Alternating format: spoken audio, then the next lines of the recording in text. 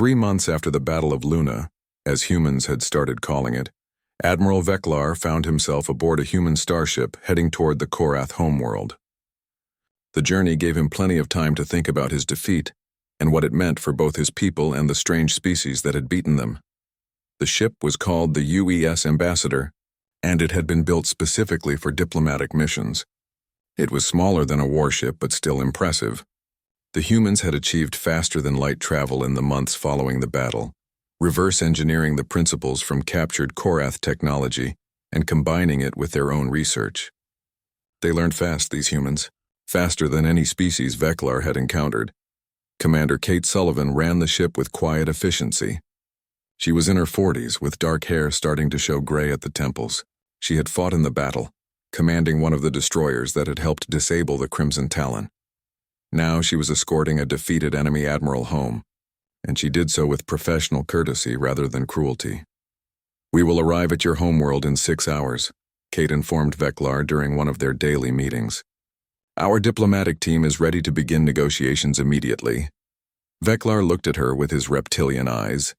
"You know my people will not surrender easily. The Empire has never been defeated before. Your victory was an aberration, a single battle. The full might of the Korath military could still crush your world." "Perhaps," Kate agreed calmly, "but it would cost you dearly." "And for what? 1 planet? Your empire spans 17 star systems. We only want one, our home. Is it worth a war that might destroy both our civilizations?" The Admiral had no answer to that. He had spent the entire journey asking himself the same question. The diplomatic mission was led by Ambassador Marcus Hayes, brother to General Peter Hayes. While Peter had spent his life preparing for war, Marcus had spent his preparing for peace. He had studied alien cultures, learned multiple languages, and trained in negotiation and diplomacy. Marcus sat in his quarters reviewing his notes for the upcoming meeting. The Korath respected strength above all else. They built their entire civilization on the idea that the strong had the right to rule the weak. Showing weakness in negotiations would be fatal, but showing too much aggression might provoke them into a war neither side could win. The key was balance. Show strength without threatening. Offer cooperation without appearing desperate. Make the Korath see that humanity was not prey but a potential ally, or at least a neutral party they could coexist with. His assistant, a young woman named Sophie Martin, entered the room with the latest intelligence reports. "The Korath homeworld has increased security around their capital," Sophie reported. 3 full battle groups are in orbit. "They are worried we might attack," Marcus nodded. "Good. Fear makes them cautious, but caution makes them willing to negotiate. They do not know if we have more ships hidden somewhere. They do not know what other weapons we might possess. That uncertainty is valuable." When the UES ambassador arrived at the Korath homeworld, it did so with a small escort of 6 warships, not enough to threaten the planet's defenses, but enough to show that humanity was not afraid. The human ships took up position in a neutral orbit and waited for permission to send a diplomatic shuttle down to the surface. Permission came quickly. The Korath leadership wanted to understand these humans who had accomplished the impossible. The Grand Council chamber was enormous, built to impress and intimidate visitors.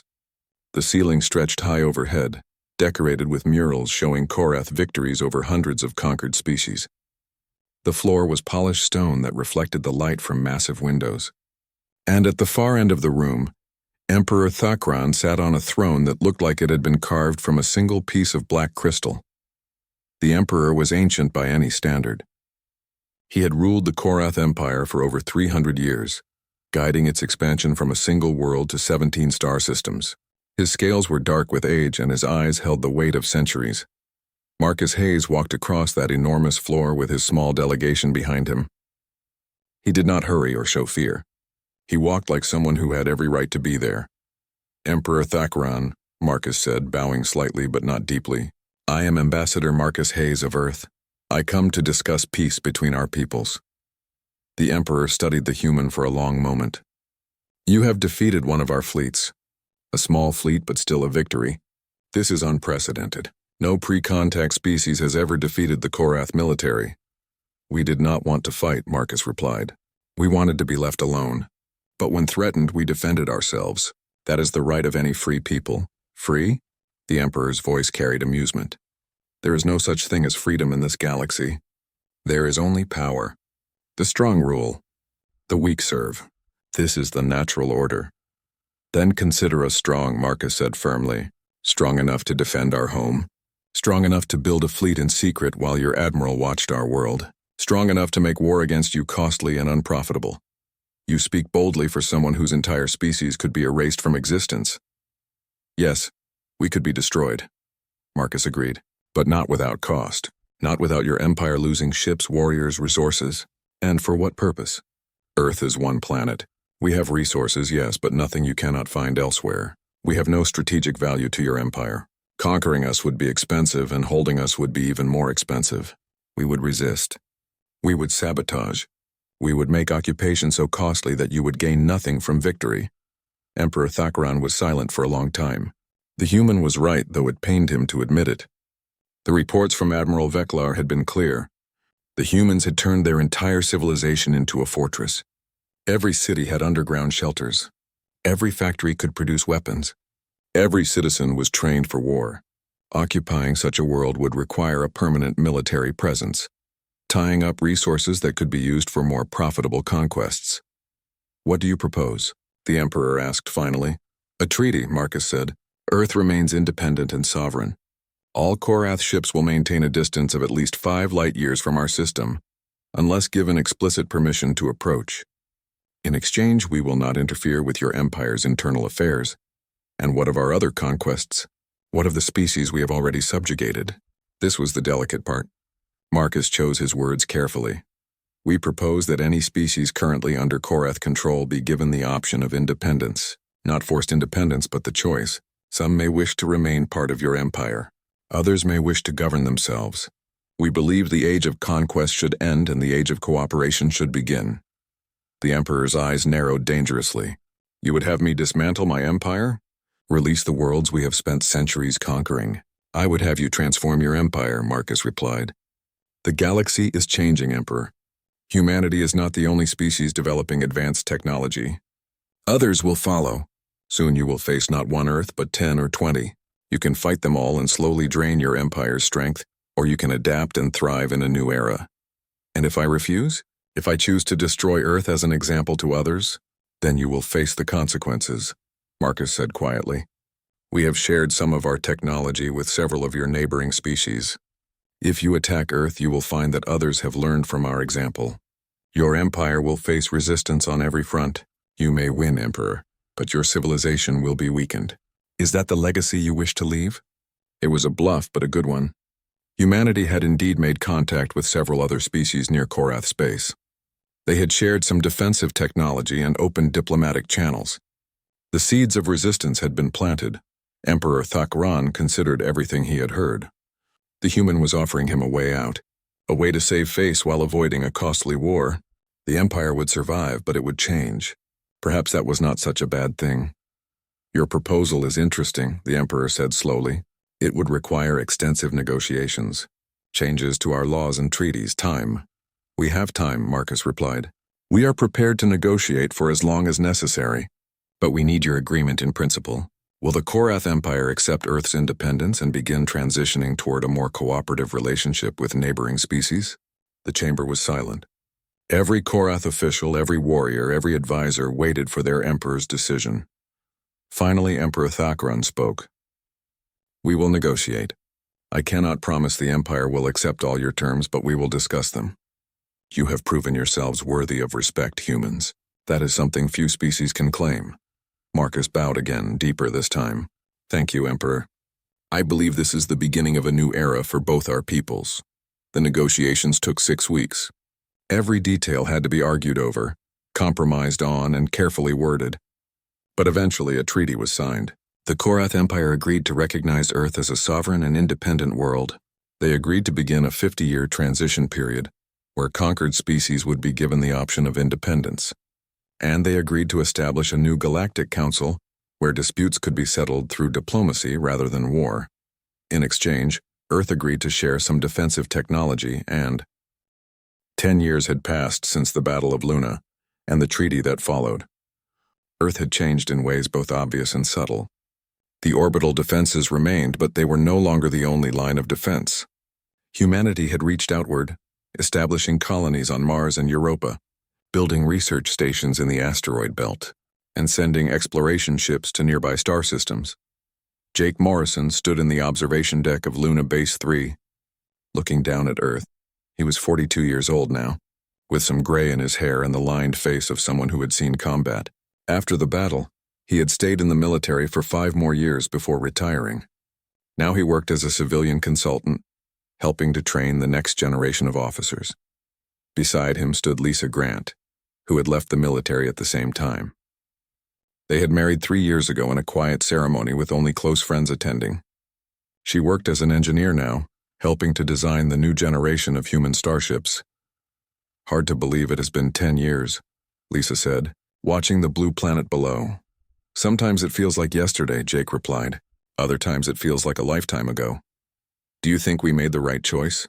Fighting instead of surrendering?" Jake considered the question. "I think we made the only choice we could. The Korath would not have let us keep our freedom. They would have turned us into servants or slaves. At least this way, we control our own destiny." Down on Earth in the rebuilt command center at Cheyenne Mountain, a new generation of officers monitored space. The threat board showed dozens of contacts now, but most were friendly. Human ships, Korath vessels passing through on trade missions, and ships from other species who had joined the new Galactic Council. General Peter Hayes had retired 2 years ago, handing command to his deputy. He spent his retirement giving speeches, writing his memoirs, and consulting on defensive strategy. But even in retirement, he kept track of humanity's progress among the stars. The real story of the decade was not military, but diplomatic. Ambassador Marcus Hayes had become Earth's chief representative to the Galactic Council, mediating disputes between species and helping to establish the framework for interstellar law. His work had prevented 3 wars and helped a dozen species achieve independence from various empires. The Korath Empire had honored the treaty, slowly releasing subject species and transforming itself from a conquering power into a trading confederation. It had not been easy, and there had been resistance from conservative factions within the empire. But Emperor Thakran had held firm, understanding that the alternative was slow decline and eventual collapse. The real test of the new order came in the 8th year after the treaty. A species called the Vendrick, who controlled 6 star systems on the far side of Korath space, decided to start their own campaign of conquest. They believed they could succeed where the Korath had failed, building an empire through military force. Their first target was a small, peaceful species called the Talani, who had only recently achieved space travel.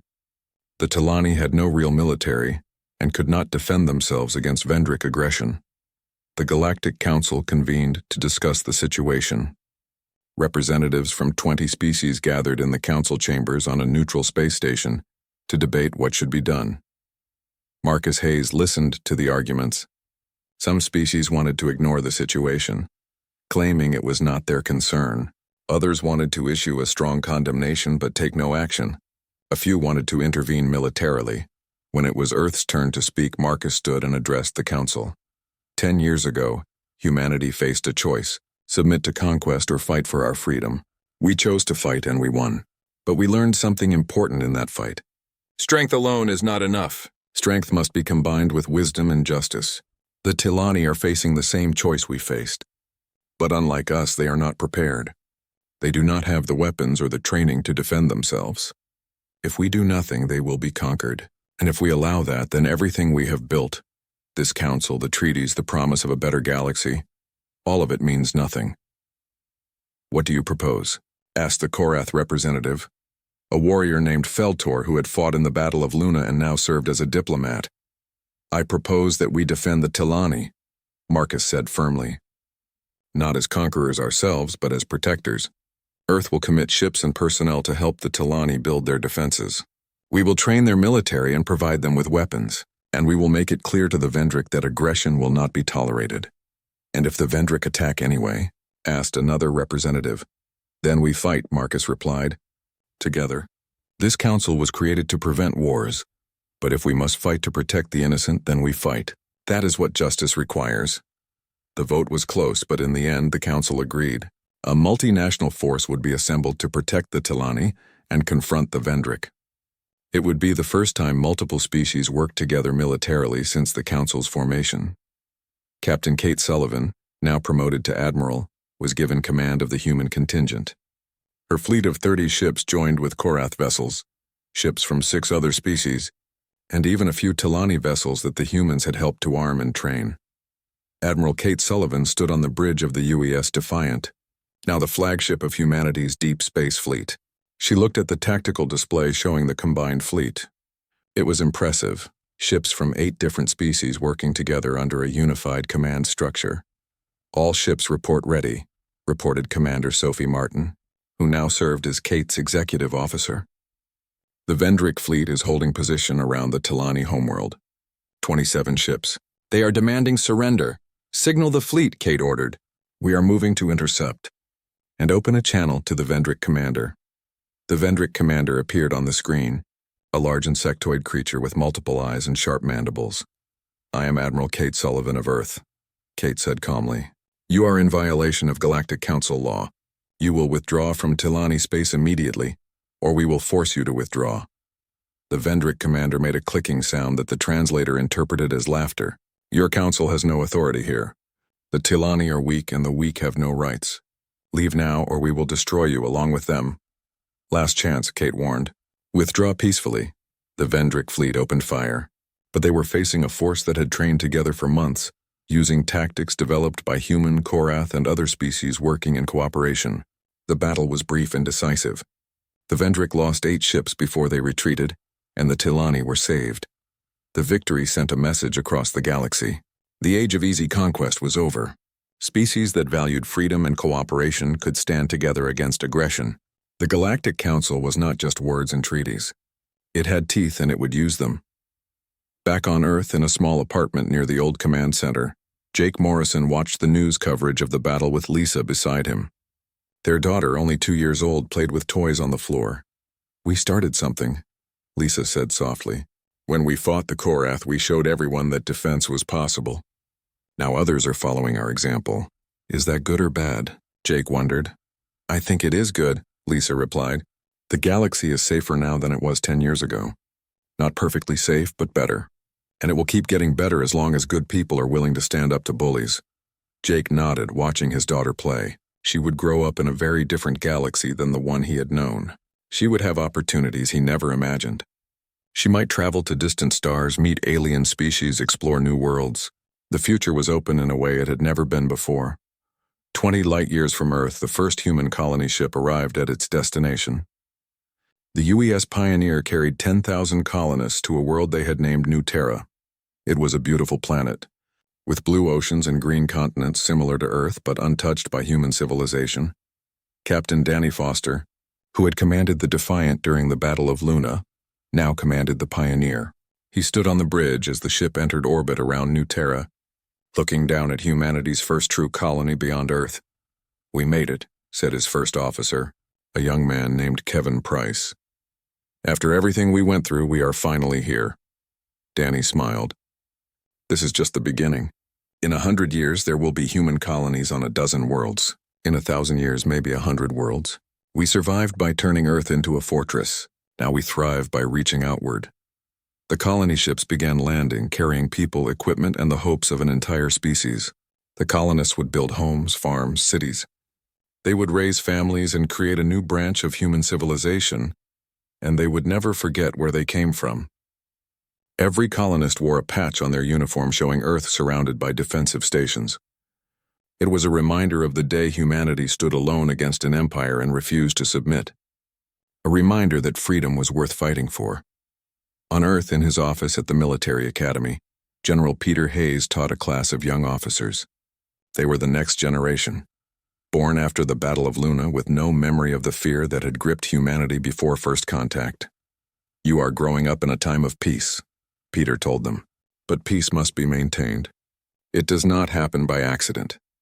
It requires vigilance, strength, and wisdom. 2 weeks had passed since the Crimson Talon first appeared at the edge of the solar system.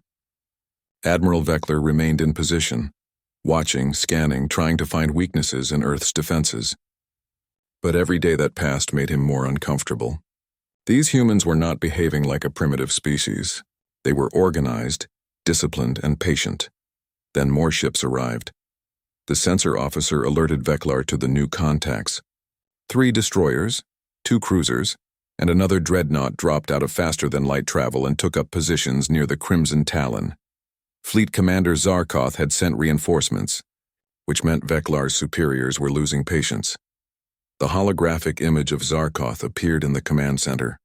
He was older than Veklar, with scars across his scaled face and cold eyes that had watched 100 worlds burn. "You have wasted 2 weeks on a single primitive planet," Zarkoth said, his voice sharp with anger. "This is unacceptable. The Empire does not negotiate with species who have not even achieved faster-than-light travel. You will attack immediately and subjugate this world, or I will find someone who will." "Commander, these humans are not typical," Veklar tried to explain. "Their defenses are extensive and well-coordinated. If we attack, we will take casualties." "I do not care about casualties," Zarkoth snapped. "I care about results. You now have 6 warships. That is more than enough firepower to crush any defense this planet can mount. You have your orders, Admiral. Carry them out, or I will have you executed for cowardice." The communication ended, leaving Veklar alone with his decision. He had no choice now. He had to attack, even though every instinct told him it was a mistake. On Earth, alarms began sounding in every military installation across the planet. The alien ships were moving. 6 vessels were accelerating toward the inner solar system, weapons charging, shields activating. Jake Morrison watched the tactical display in the command center. The alien fleet was arranged in a standard attack formation, with the 2 dreadnoughts in the center and the smaller ships spread out to provide covering fire. "All units to battle stations," General Peter Hayes ordered. His voice was calm, but everyone in the room could feel the tension. This was it, the moment they had prepared for. War had come to Earth. "Execute Plan Omega," Peter continued. "Authorization code Hayes 77 Delta. All units are weapons-free. Defend Earth with everything we have." Across the planet and throughout near-Earth space, humanity's military machine came to life. Orbital weapons platforms powered up their targeting systems. Missile silos on the moon opened their hatches. Fighter squadrons launched from hidden bases. And deep in the command center, Lisa Grant sent an encrypted signal to the secret fleet waiting beyond Jupiter. The message was simple. "Come home. Earth needs you." The battle began when the Korath fleet crossed the orbit of Mars. Long-range missiles launched from lunar bases, hundreds of them, streaking across space toward the alien ships. At the same time, Earth's orbital platforms began firing their railguns, sending streams of tungsten projectiles toward the enemy. Admiral Veklar watched the incoming fire and felt a moment of grudging respect. The humans were not waiting passively for the attack. They were striking first, trying to disrupt his formation before he could close to effective weapons range. "All ships, defensive formation," Veklar ordered. "Point defense systems, engage incoming missiles. Continue to advance." The Korath ships opened fire with their plasma cannons, destroying missiles by the dozens. But there were so many missiles. For every one they shot down, 2 more took its place. And the railgun projectiles were harder to stop. They were small, fast, and numerous. The first railgun slug hit the destroyer dancing blade on its port side. The projectile punched through the ship's shields like they were paper and tore a hole in the hull. Atmosphere vented into space, and the destroyer's captain fought to keep his ship in the fight. "Damage report," Veklar demanded. Dancing Blade reports moderate damage. They are still combat capable but have lost 2 weapons batteries. Silent Hunter reports minor damage from missile impacts. All other ships are undamaged. Press the attack. Return fire at maximum range. The Korath fleet unleashed its own weapons. Plasma cannons capable of melting through armor plate. Particle beams that could slice through steel like butter. Missiles with antimatter warheads. The firepower was devastating, and the orbital platforms began dying. One by one, the weapons platforms around Earth exploded as the alien fire found them. Each platform held a crew of 3 or 4 people, and they died without hesitation, buying time for their world. Jake Morrison watched the casualty reports come in and felt sick, but he kept working. There would be time to grieve later. Right now he had a battle to coordinate. "Lunar batteries, full salvo," he ordered. "Give them everything." On the moon, massive railguns fired in sequence. These were not the small defensive weapons that had destroyed the probe. These were mass drivers designed to throw house-sized projectiles at a significant fraction of light speed. The moon shook with each shot, and rocks and dust flew into space from the recoil. The projectiles crossed the distance to the Korath fleet in seconds. The cruiser Warrior's Pride tried to evade, but the targeting was too precise. 3 projectiles hit it in rapid succession, and the ship broke apart. Debris and bodies scattered across space as the cruiser died. Warrior's Pride is destroyed, the weapons master reported. Veklar clenched his claws. They had barely entered the battle and already lost a ship. These humans were making them pay for every kilometer of space. But then something happened that changed everything. New contacts appeared on the sensors. Lots of contacts, coming from the direction of Jupiter. "Admiral?" the sensor officer said, his voice shaking slightly. "I am detecting multiple ships." "Many ships. I count 200 vessels, all heading toward us at high speed." Veklar felt cold dread wash over him. 200 ships? That was impossible. The humans did not have faster-than-light travel. They could not have built a fleet. But there it was on the sensors. 200 warships powering up from cold standby, their engines burning bright as they accelerated toward the battle. Captain Danny Foster stood on the bridge of the UES Defiant, watching the battle ahead of them. His ship was the largest in the human fleet, built in secret over 10 years in orbital yards hidden among the asteroids. It was armed with 6 massive railguns, dozens of missile tubes, and experimental directed energy weapons that had been tested only a handful of times. "All ships. This is Defiant Actual," Danny transmitted. "Battle formation, Charlie. Target the 2 dreadnoughts first. Show these invaders what happens when they threaten Earth." The human fleet spread out as it approached, forming a loose sphere around the Korath ships. They came from every direction, giving the aliens no clear line of retreat. Admiral Veklar saw the tactical situation and knew he had been beaten. His 6 ships were surrounded by 200 human warships, and they were still taking fire from the lunar batteries and the remaining orbital platforms. Even if his ships were superior in technology, the numbers were impossible to overcome. "All ships, evasive maneuvers," he ordered. "Prepare to retreat to the outer system." But before he could give the order to withdraw, the human fleet opened fire. The UES Defiant fired all 6 of its main railguns simultaneously. The recoil was so powerful that the entire ship shuddered. 6 tungsten projectiles, each one weighing several tons, shot across space at 50 kilometers per second. 4 of them missed, but 2 hit the Crimson Talon's shields and overloaded them. The shields collapsed, leaving the dreadnought vulnerable. "Shields down," the defensive systems officer shouted. "Emergency power to shield generators," but there was no time. More human ships were firing now, dozens of them, and the Crimson Talon was taking hits across its hull. Armor plating cracked and split. Internal systems began failing. Fires broke out on multiple decks. The destroyer Dancing Blade, already damaged from the earlier engagement, took a direct hit from a missile salvo. The antimatter warhead detonated against the weakened hull, and the ship vanished in a ball of pure energy. "Dancing Blade is destroyed," someone reported, but Veklar barely heard. His own ship was dying around him. The command center was filling with smoke. Half his crew was dead or wounded. The battle had turned into a massacre. "All ships, we surrender," Veklar transmitted on all frequencies. "Cease fire. We surrender." The human ships stopped shooting. The sudden silence was deafening after the noise of battle. Jake Morrison watched the alien fleet on his display. 4 ships destroyed, 2 damaged and surrendering. In 3 hours of fighting, humanity had won its first interstellar battle. Around him, people were cheering, crying, hugging each other. They had survived. Earth was safe, but Jake felt no joy. He looked at the casualty reports. 83 orbital platforms destroyed, 2 lunar bases heavily damaged, over 400 military personnel dead, thousands more wounded. The price of victory was high. General Peter Hayes stood beside him, looking at the same reports.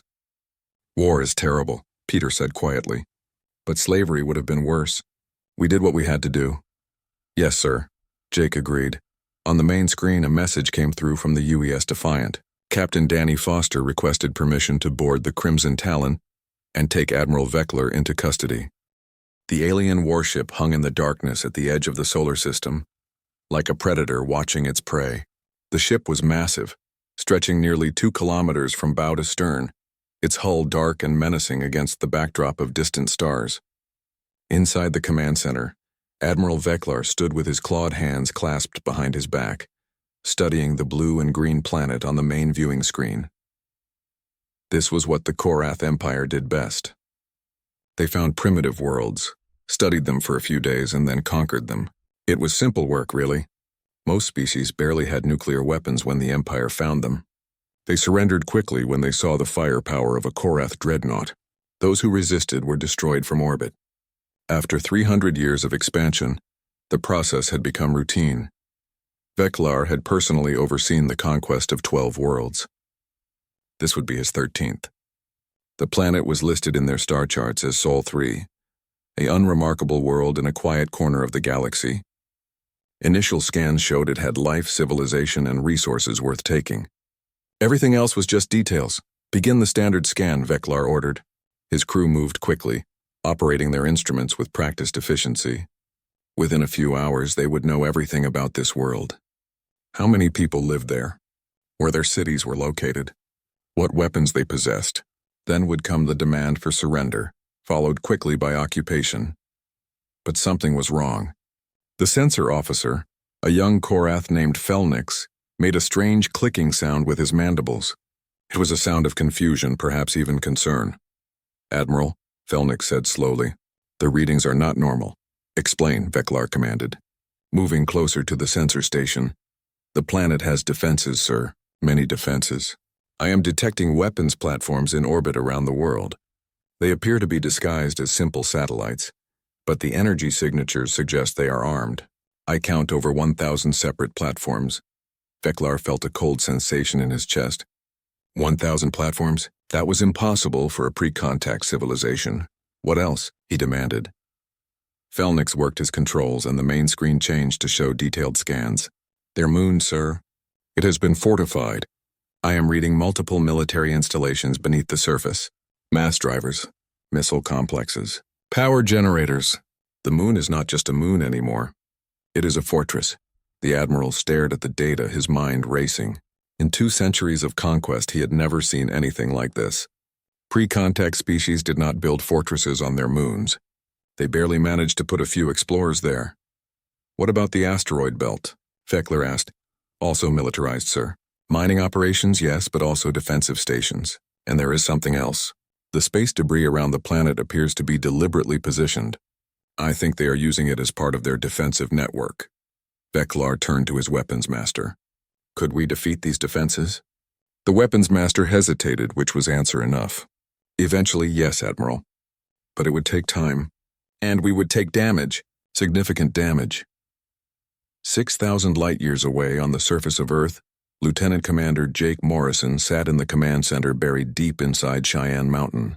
The room was large and filled with computer screens, each one showing different data: maps, satellite feeds, tracking information. Jake had been watching the alien ship since it appeared at the edge of the solar system 6 hours ago. He was a young officer, only 32 years old, but he had trained his entire adult life for this moment. Everyone in the military had. Earth had been preparing for this day for 60 years. "Status," Jake said calmly. Captain Lisa Grant looked up from her console. She was a few years older than Jake, with short brown hair and the focused expression of someone who took her job very seriously. "The contact is holding position near Neptune's orbit," Lisa reported. "One capital ship, very large. We estimate 2 kilometers in length. No support vessels detected. They are running active scans on Earth, Luna, and all near-Earth space." "Are they seeing what we want them to see?" Jake asked. "Yes, sir. All orbital platforms are visible and tracking. Lunar installations are reading as active. They know we are armed and ready." Jake nodded and turned as General Peter Hayes entered the command center. The general was in his late 50s with gray hair and a face that showed the weight of command.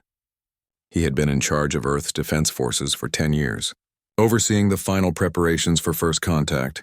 "Show me what they are looking at," Peter said, moving to stand beside Jake. Lisa brought up the tactical display.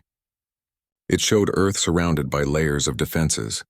Orbital weapons platforms, missile batteries on the moon, fighter bases scattered across the planet, communications arrays, everything a defensive network needed. But what the display did not show was the secret fleet. 200 warships hiding in the darkness beyond Jupiter, powered down and waiting. The aliens would not detect them unless they came much closer, and by then it would be too late. They are trying to figure out how we built all this, Jake said. A species that has never left their home system should not have weapons like these. But we had help, Peter replied quietly. We listened. It was true. 60 years ago, Earth's radio telescopes had picked up alien transmissions. Not messages sent to Earth, but routine communications between alien ships and their worlds. Military broadcasts, technical data, threats sent to other species demanding surrender. Humanity had listened to it all. They learned that the galaxy was not a peaceful place. They learned that aliens existed and many of them were hostile. They learned that first contact would probably not come from friendly explorers, but from conquerors looking for new worlds to dominate. So Earth had prepared. Scientists studied the alien transmissions and learned new physics. Engineers built weapons based on that knowledge. Politicians united the nations of Earth under a single command structure. And the military trained for a war they hoped would never come, but now it was here. An alien warship sat at the edge of their solar system, scanning their world, preparing to demand surrender. Send them the greeting message, Peter ordered. Let us see if they want to talk before they start shooting. Lisa worked her console and a message went out. It was transmitted in multiple languages, including mathematical sequences and some basic words in what they believed was a common alien trade language. The message was simple and polite. It said that Earth was home to an intelligent species, that humans were peaceful but capable of defending themselves, that they welcomed contact but would not submit to threats. On the Crimson Talon, the communications officer received the message and brought it to Admiral Veklar. They responded, sir, the officer said. And they used our language. Basic Korath tradespeak, but recognizable. Veklar felt that cold sensation again. They know our language, which means they have been listening to our communications, which means they know we are coming. They know what we are. He studied the planet on the screen, seeing it now with different eyes. This was not a primitive world stumbling blindly into contact. This was a civilization that had detected the Korath Empire, learned about it and prepared for its arrival. Admiral, the weapons master said carefully, what are your orders? Veklar considered his options. He could attack immediately, try to overwhelm the defenses with speed and firepower, but that would be costly, and there was no guarantee of success. He could call for reinforcements, but that would mean admitting he needed help to conquer a single pre-contact world. His superiors would not be pleased, or he could talk to them. Learn more. Understand what he was facing before making a decision. Open a communication channel, Veklar decided. I want to speak with whoever leads this world. I want to know what kind of species builds a fortress before they even reach the stars. In the command center on Earth, alarms chimed softly. The alien ship was hailing them. They wanted to talk. Jake looked at General Peter Hayes, who nodded once. Put them through, Peter said. Let us meet our visitors. The main screen flickered, and for the first time in human history, people looked into the face of an alien being. Admiral Veklar stared back at them, his reptilian features strange and frightening, his eyes cold and calculating. This was it. First contact, the moment that would determine whether humanity would join the galactic community as equals or be crushed beneath the boot of an empire. Jake Morrison felt his heart pounding, but kept his face calm. Earth was ready. Humanity was ready. Whatever came next, they would face it together. The conference room was located deep underground, beneath layers of rock and concrete and steel. It had been built specifically for this purpose, with walls that could withstand nuclear blasts and communication systems that could reach anywhere on Earth or in orbit. Around the large table sat representatives from every major nation, though they all now answered to the United Earth Council. On the main screen, Admiral Veklar looked down at them. His reptilian features were alien and intimidating, but the humans in the room had practiced for this moment hundreds of times.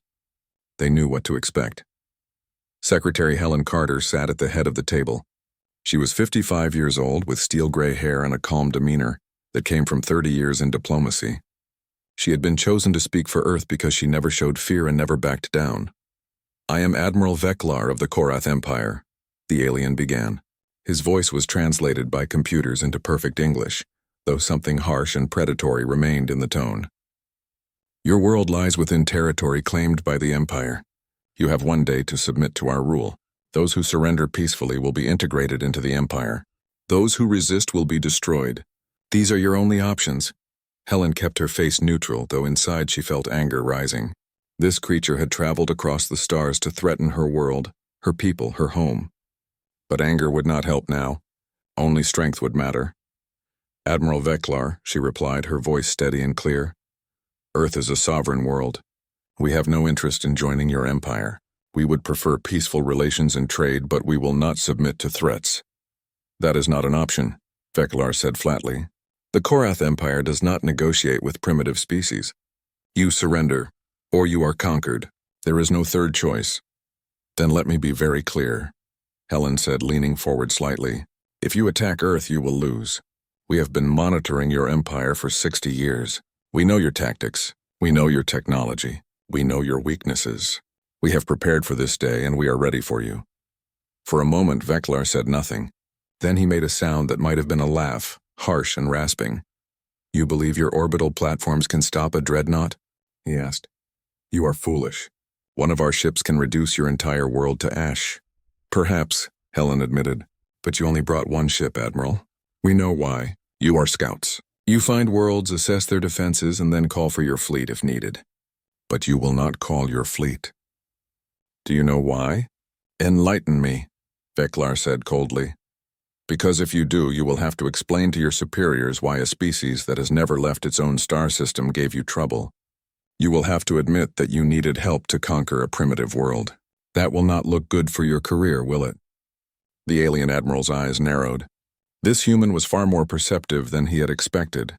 On the bridge of the Crimson Talon, Veklar muted the communication channel and turned to his tactical officer. Analysis, he demanded. If we were to engage this planet's defenses right now, what would be the outcome? The tactical officer worked his console for several minutes before answering. Admiral, we would eventually prevail. Our shields and weapons are superior to anything they possess. But the battle would be costly. Their defenses are positioned in overlapping fields of fire. Even if we destroy their orbital platforms, the lunar installations would continue to target us. And their missile batteries have nuclear warheads. Many nuclear warheads, and how many casualties? Difficult to estimate, sir. But we would certainly take damage. We might lose weapon systems, possibly even propulsion if we are unlucky. And even after we break their military forces, the occupation would be difficult. Their cities have underground shelters. Their industrial centers are spread across the entire planet. Their population appears to be trained for total war. Veklar considered this information carefully. The Empire did not tolerate failure. If he called for reinforcements, he would be seen as weak. If he attacked and lost his ship, he would be executed. But if he retreated without even trying, he would also be executed. He was trapped, and the humans somehow knew it. Back on Earth, Jake Morrison monitored the conversation from his station in the command center. The alien admiral had muted his audio, which meant he was consulting with his officers. That was good. It meant he was uncertain. Status on the fleet? Jake asked quietly. Lisa checked her displays. All ships report ready. They are holding position in Jupiter's shadow. No indication the aliens have detected them. Jake nodded. The secret fleet was humanity's insurance policy. If the aliens attacked, they would find themselves facing not just Earth's static defenses, but 200 warships armed with weapons the Korath had never encountered before. The humans had learned much from 60 years of intercepted communications. They had learned physics that let them build better engines and stronger shields. They had learned to make weapons that hit harder and faster. And most importantly, they had learned how the Korath thought, how they fought, how they made decisions. Knowledge was power, and humanity had used that knowledge well. General Peter Hayes stood near the main screen watching the alien ship. He had spent 10 years preparing for this moment, running simulations, training troops, building weapons. Everything depended on the next few minutes. If the aliens attacked, thousands would die, maybe millions. But humanity would survive. The defenses were strong enough to hold, and the hidden fleet would turn the battle in Earth's favor. If the aliens retreated, it would buy time. Time to build more ships. Time to expand the defenses. Time to prepare for the day when the Empire returned with greater force. But if they could negotiate, if they could convince the Korath that Earth was not worth the cost, then maybe war could be avoided entirely. The screen flickered as Admiral Veklar unmuted his audio. "You are clever, human," he said. "You have built impressive defenses for a species that has never left its world. But you are still limited. You have no faster-than-light travel. You cannot strike back at the Empire. You can only hide behind your walls and hope we leave you alone." "That is enough," Helen replied. "We do not need to conquer you, Admiral. We only need to make attacking us too expensive. And we have done that. Look at your own tactical data. Look at what it would cost you to take this world. Then ask yourself if it is worth it." Veklar was silent for a long moment. The human was right, and they both knew it. The Empire would win eventually if it committed enough resources. But the cost would be high and the benefit would be minimal. One more primitive world added to the Empire's collection. "I will consult with my superiors," Veklar said finally. "You have 3 days to reconsider your position. After that, I will return with reinforcements and your defenses will not be enough." The screen went dark as the communication ended. Around the table, the representatives began talking at once. Some were relieved. Others were angry. A few looked terrified. Helen raised her hand for silence. "This is not over," she said firmly. "The Admiral is stalling. He does not want to admit he cannot take Earth alone. But he also does not want to call for help. We have 3 days to prepare for whatever comes next." "What if he does call for reinforcements?" asked Ambassador Carlos Rodriguez. "Can we hold against a full fleet?" General Peter Hayes stepped forward. "That depends on how many ships they send. We can handle 6 or 8, maybe 10. But if they send 50 ships, we will have problems. Our best option is to make them believe we are stronger than we are." "How do we do that?" asked Minister Chen Wei. Peter smiled grimly. "We show them just enough to make them nervous. We let them see our orbital defenses. We let them scan our lunar bases. But we keep the fleet hidden. That way they know what they can see, but they do not know what they cannot see.